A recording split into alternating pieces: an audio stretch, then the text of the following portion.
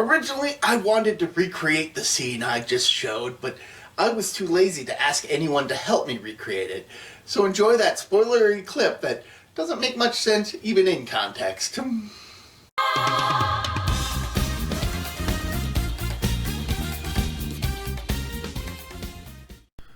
Neon Genesis Evangelion. Hello and welcome to Earth Alien ProtoMet. Since it's Mecha March, of course I'll be taking a look at a mecha anime, Neon Genesis Evangelion. This anime was directed by Hideaki Anno and produced by Gainax and is one of both of their most famous creations. Does the series ascend to the heavens or fall flat on its face? And yes, both of those are references to this show. In 2000, the world was devastated by a disaster that came to be known as the Second Impact. 15 years later, Shinji Ikari is summoned to Tokyo 3 by his estranged father. While a pleasant reunion wasn't what he expected, Shinji couldn't possibly have expected his father to tell him to pilot a giant robot called Evangelion to battle giant monsters known as angels in order to save humanity by preventing a third impact. This series is incredibly divisive.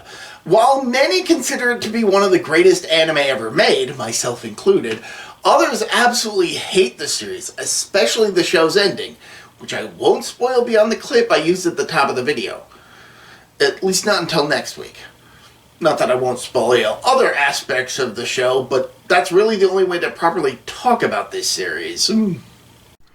While, like most mecha anime, this show has some incredible giant robot versus giant monster fight scenes, this series instead chooses to primarily focus on the psychology of its characters, particularly its lead protagonist. Shinji is an introverted boy who hesitates to form emotional bonds with others out of fear of either hurting others or being hurt himself. This issue of his, referred to as the Hedgehog's Dilemma in the series, stems from his incredibly strained relationship with his father, Gendo Ikari. Following the death of Shinji's mother, rather than look after the only immediate family he has left, Gendo instead leaves Shinji with relatives to focus on God knows what it is that NERV, the organization created to combat the angels, is actually doing. The only person Gendo appears to show any feelings whatsoever for is Rei Ayanami, the emotionally stunted albino girl who was the first child to be selected to pilot an Evangelion, Unit 0. And the fact that his father only wants Shinji around to pilot Evangelion Unit 1, even going as far as to be willing to dismiss him entirely in favor of Rei if the boy refuses, even when she's in no condition to do anything, leads Shinji to view others as being similarly willing to turn their backs on him. It's only the result of others trying to reach out to him and perhaps better understand the stress he's under that Shinji is able to view anyone else as friends. With Shinji's father unwilling to look after his own son, Shinji's commanding officer, Misato Katsuragi, ends up taking the young boy under her care. Far more outgoing than most of the show's other characters, she pushes the young boy to break out of his shell, but is still willing to criticize him for his actions as a pilot if he disobeys her orders. But this is because she witnessed firsthand the devastation of Second Impact, and is determined to prevent the third impact from occurring. She also has a pet penguin named Pen Pen. She has a hate-love relationship with Ryoji Kaji, an old boyfriend of hers that re-enters her life due to their employment with NERV. Kaji, however, is an enigma whose true motivations are a mystery, as while he works for NERV, it's clear that he has his own agenda with the organization. And this brings us to Asuka Langley Soryu, the second child to be selected to pilot an Evangelion, Unit 2. Asuka is an extrovert, in contrast to Shinji, who has a brash attitude towards others, only showing warm feelings for Kaji, who spurns her advances. She is a teenager, after all. She is the textbook definition and most prominent example of tsundere, a character type with a prickly personality that hides an affectionate demeanor to those she likes. Her relationship with Shinji and Misato are rocky, especially after she ends up having to live with them due to certain circumstances. This then brings us back to Rei Ayanami. When I said she was emotionally stunted, I meant it, as she often states how she doesn't know how she should feel in situations. Her cold demeanor only softens around Gendo due to his saving her life after a failed attempt to control her Unit Zero. She is loyal to NERV and will do whatever it is she's ordered to do, but much like Misato does for him, Shinji tries to break her free of the shell she's in. There's also Ritsuko Akagi, the lead scientist at NERV.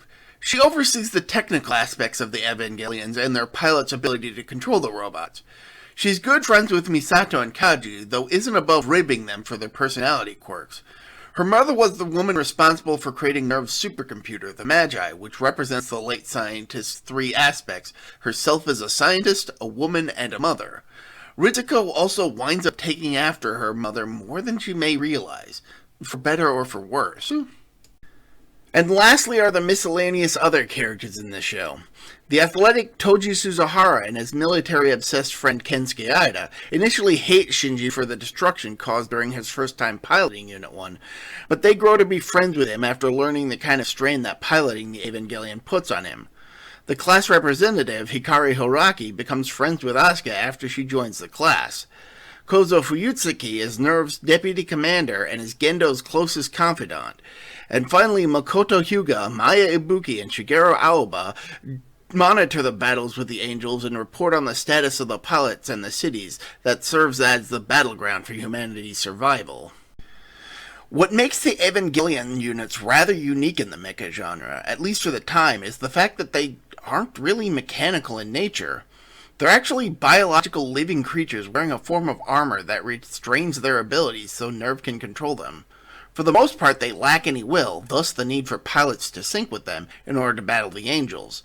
The Evangelions are capable of utilizing a number of weapons designed specifically for them to use, such as firearms and bladed weapons.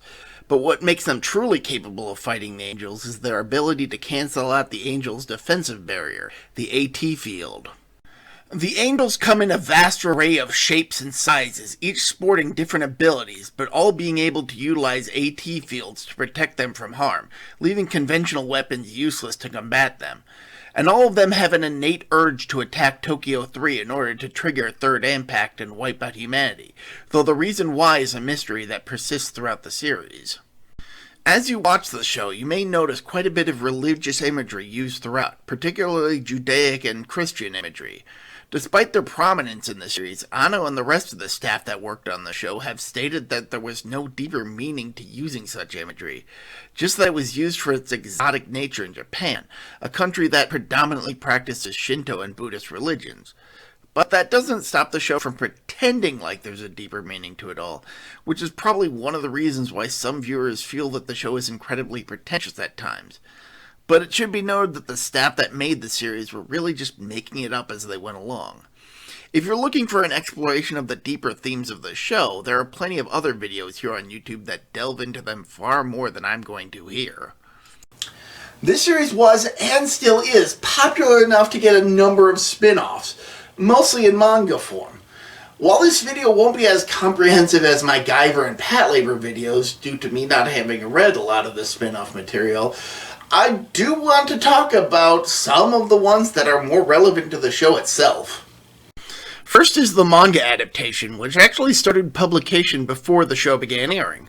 While it's adapted from the show, the author, series character designer Yoshiyuki Sadamoto, spent almost 2 decades working on the manga, and as a result, while it follows the same plot, it differs in a number of key areas, including its ending. Speaking of endings, the movie The End of Evangelion presents an alternative conclusion to the show, largely in response to complaints about the original ending. But like I said, more on that next week. And last for this video is Rebuild of Evangelion. Released from 2007 to 2021, this series of 4 movies starts by retelling much of the original plot, but drifts very far from the source material in creative ways, to the point that, without spoiling anything, the 3rd and 4th films are completely original material that make the long wait between these two in particular worth it. And then there's the upcoming anime written by Yoko Taro, famous for the Nier series of video games. While this series does have its detractors, Neon Genesis Evangelion is still a show that has proven to be incredibly popular with those that love it. Regardless of which side of the divide you may end up on, I feel this show is a must-watch, if only to experience one of the earliest genre deconstructions in anime history. Until next time, I'm ProtoMet. See ya.